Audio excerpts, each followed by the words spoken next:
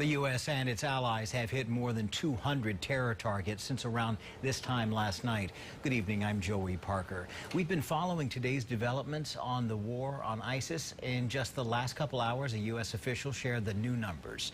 That's after Attorney General Eric Holder says one of the groups hit was getting close to pulling off an attack, perhaps with explosives that could go undetected through airport security, the attack on the U.S. or Europe. Here in the U.S., the Homeland Security Department has raised its terror threat level to its most heightened state in recent memory. ABC 17's Daniel Wynn has been talking to Cole County Sheriff Greg White to find out what exactly this could mean for those of us living right here in mid-Missouri. And Daniel joins us from our newsroom. Sheriff White has a special understanding of Homeland Security, Daniel? Well, there are very few in mid-Missouri who know more or follow terrorism as closely as Cole County Sheriff Greg White. He's traveled overseas extensively and knows the threat around the world is as great as it's ever been.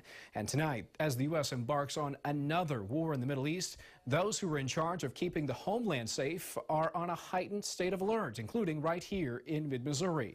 Sheriff White tells me the greatest resource is the American people. They're the ones who have the eyes and ears on the streets, and the American people are the ones who can alert law enforcement when they see something wrong.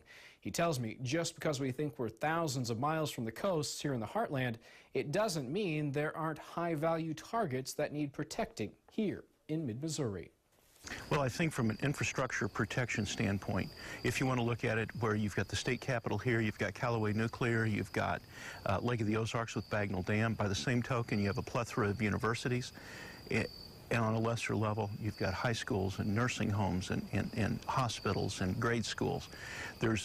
America is always a target-rich environment. It's just our job to be good citizens, to be vigilant, and if you see it, tell someone. To get the latest terrorism alerts right here in the U.S., you can go to the Homeland Security Department and sign up for emails.